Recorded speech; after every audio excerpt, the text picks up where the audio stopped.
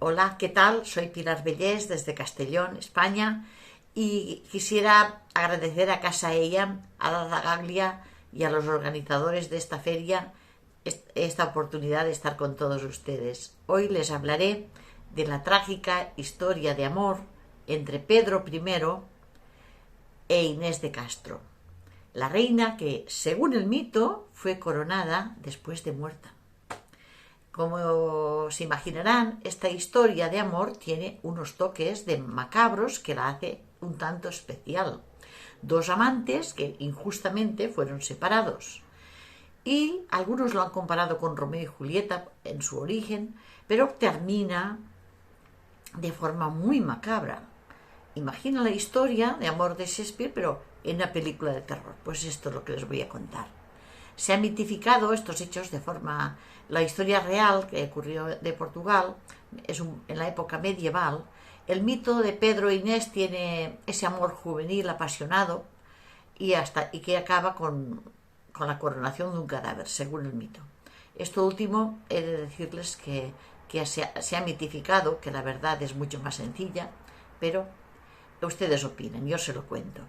Según la crónica que se escribió alrededor de 1440 por parte del historiador portugués Fernão Lopes, unos 100 años antes, el príncipe Pedro I se había enamorado de Inés de Castro, quien era dama de compañía de su esposa, la reina. Y el padre de Inés era de origen español, era un noble español.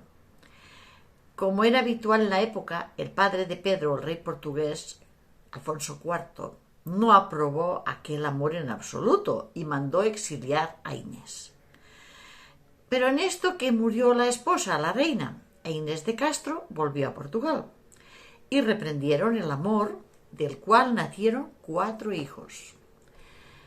Pero por desgracia no acabó ahí la historia. El padre de Pedro, el rey Alfonso, y sus consejeros seguían en desacuerdo con esta unión, así que en 1355 mandaron asesinar a Inés, ya que la consideraban un riesgo político demasiado grande.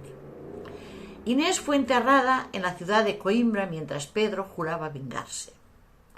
Así el príncipe Pedro lideró un levantamiento contra su padre, iniciando una guerra civil dentro de Portugal. Pedro por fin llegó al trono tras la muerte de Alfonso en 1357 y buscó a los dos asesinos de su amada y dicen que les arrancó el corazón. Además, Pedro juró hacer de la reina de Inés reina de Portugal, incluso estando muerta.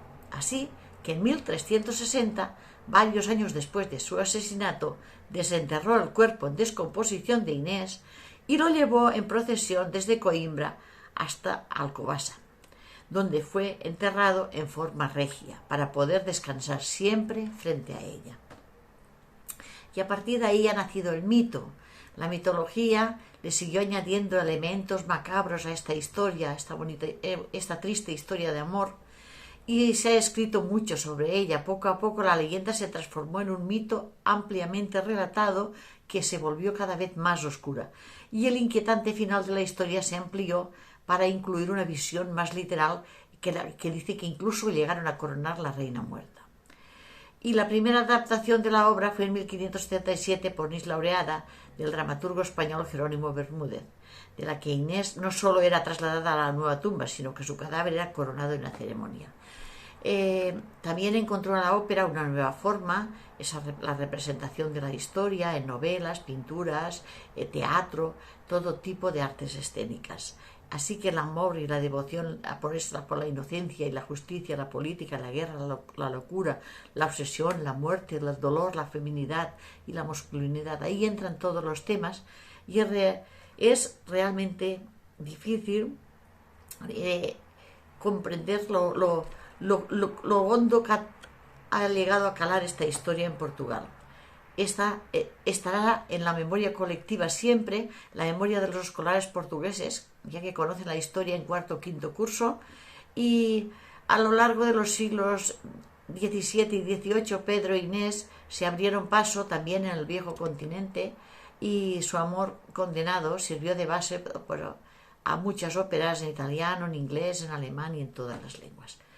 Inés de Castro suele ser representada por un personaje secundario dentro del drama, y en 1843 Inés fue objeto de un cuadro del artista ruso Karl Buylov, que la mostraba suplicando por su vida de rodillas, vestida de blanco.